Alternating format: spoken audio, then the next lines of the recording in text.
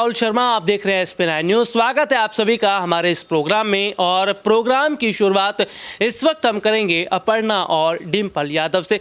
जी हाँ, क्या अपर्णा और डिम्पल यादव एक दूसरे को बड़ी चुनौती देने के लिए तैयार हैं और क्या चुनाव से पहले बड़ी बहू और छोटी बहू का आमना सामना होगा? जी हाँ, आज विस्तार से बात करेंगे साल 2024 के लोकसभा चुनाव को लेकर, बात करेंगे निकाय चुनाव को लेकर। इसके साथ ही साथ बात ये भी करेंगे कि क्या उत्तर प्रदेश में समाजवादी पार्टी एक ऐसी पार्टी अब धीरे धीरे मजबूत होती चली जा रही है। दरअसल देखा यह जा रहा है कि बीजेपी को टक्कर देने के लिए समाजवादी पार्टी मैदान में पूरी तरह से उतरी हुई है।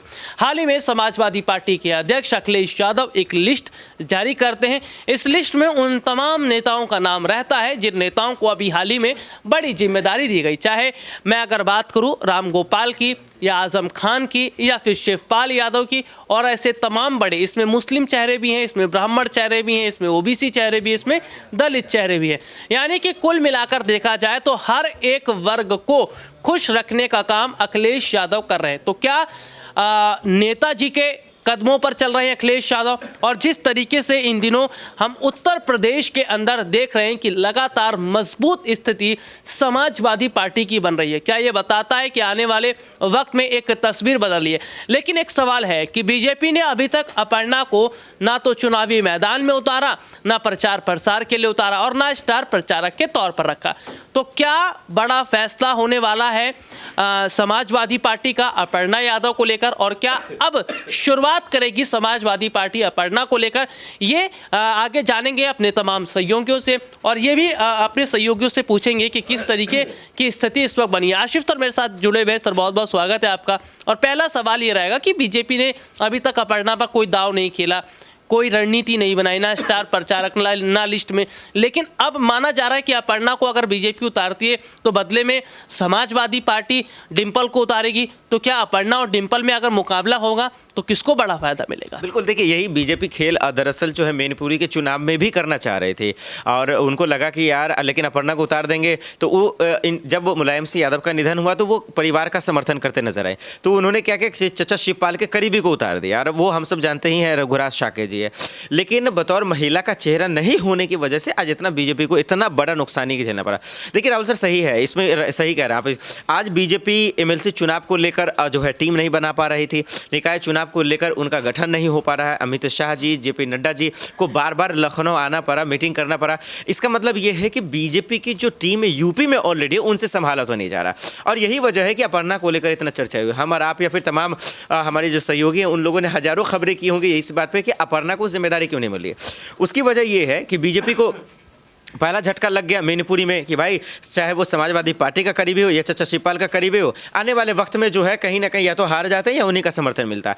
अपर्णा को वो इसीलिए नहीं दे रहे कि अगर उतार भी देते हैं और हार जाएगी तो खुद की किरकिरी होगी, लेकिन उनको पता है कि भाई अगर जिता भी देंगे तो अपर्णा कौन सा क्या ही कर लेंगे, इससे बेहतर है डिम्पल को जीता। और अगर आप डिम्पल और इसमें कंपेयर करते हैं, एक तराजू में नापते हैं, तो डिम्पल का ओहदा बड़ा है, इनका पॉलिटिकल एंगल से कुछ ज़्यादा ही देखा जाता है। अपर्णा इतना लोकप्रियता नहीं रही, लेकिन अपर्णा जब से बीजेपी में गई है तब से और चर्चा हो गई भाई उनकी वापसी। तो मुझे लगता है राहुल सर कि बीजेपी उनको नहीं देने वाली है जिम्मेदारी, क्योंकि बीजेपी बहुत चालाक है, उनको जिससे फायदा होता है वो उसी की तरफ जाती है। इसीलिए आज तक 1 साल लगभग हो गए हैं, हमारा आप जो 2022 से ही उसको कवर कर रहे थे, क्योंकि उसी वक्त वो उस टाइम गई थी, और इसीलिए बीजेपी उनको नहीं दे रही है कि कुछ भी हो जाए, कोई और है हारे ठीक है, लेकिन अपर्णा को नहीं देंगे। और इसीलिए अब सवाल उठ रहा है कि आज न कल वो समाजवादी पार्टी में फिर से वापसी कर लेंगे। आशिफ सर एक सवाल और रहेगा कि अगर मैनपुरी में रघुराज शाके की जगह बीजेपी अपर्णा को उतारती तो क्या इसका ज़्यादा फर्क देखने को मिलता, और क्या वाकई लग रहा है कि कहीं ना कहीं एक बड़ी सीट जो बड़ी विरासत है वो कहीं ना कहीं खो गई है? बिल्कुल, देखिए ये बहुत बड़ा सवाल है। मतलब देखिए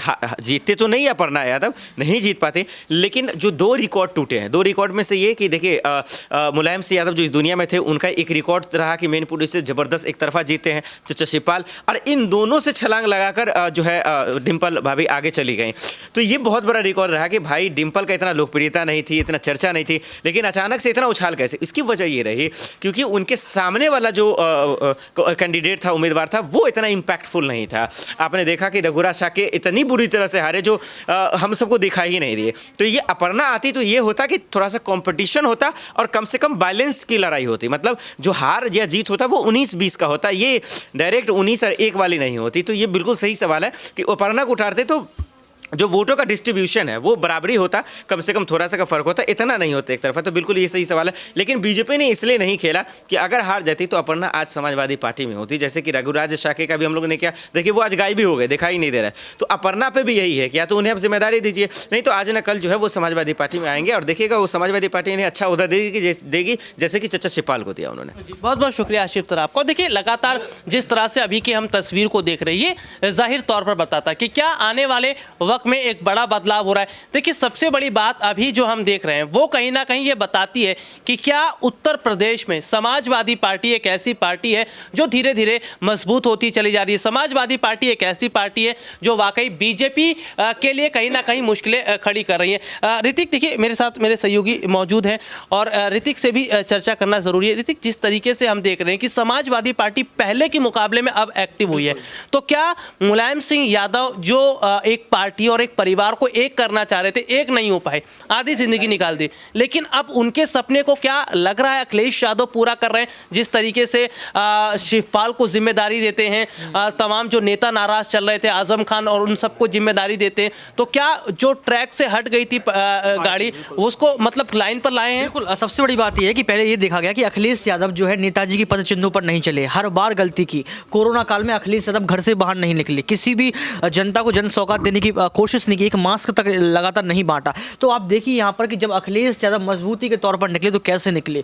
जहाँ आजम खान एम समीकरण को मजबूत रखते हैं तो देखिए आजम खान को पद दे दिया, चाचा शिवपाल को जो है पार्टी में शामिल करवा लिया, आदित्य यादव को पार्टी में शामिल करवा लिया, विपक्ष को मजबूत करने की कोशिश कर रहे हैं। अरविंद केजरीवाल की कभी तारीफ नहीं की यहाँ पर, अरविंद केजरीवाल से मुलाकात करते हैं, लगातार काफिलों को आगे बढ़ाते हैं, मैनपुरी आप जीत जाते हैं, खदौली आप जीत जाते हैं। तो कहीं ना कहीं अगर पूरा एक सिनेरियो देखा जाए तो यहाँ पर अखिलेश यादव लगातार मजबूत हो रहे हैं। अब ये वक्त तय करेगा कि अब जीतेंगे या हारेंगे, लेकिन ये तय है कि लोकसभा चुनाव जो 80 सीटें हैं उत्तर प्रदेश में, उन पर अगर गठबंधन हो जाता है तो कहीं ना कहीं 25 से 30 सीटों पर अखिलेश यादव बड़ी जीत हासिल कर सकते हैं।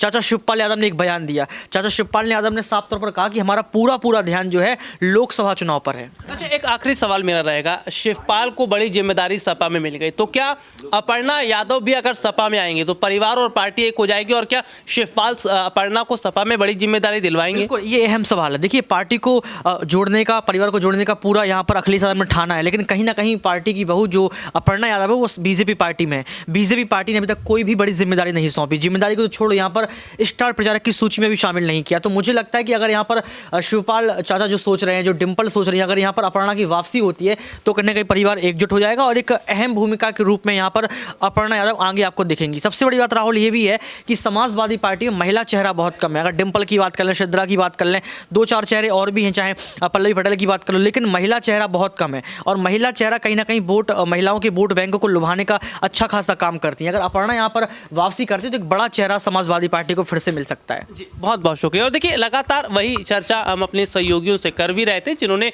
ये बताया भी कि किस तरीके से उत्तर प्रदेश में विपक्ष मजबूत तो हो रहा है, लेकिन प्रदेश में बीजेपी के लिए एक चुनौती जरूर खड़ी कर रहा है।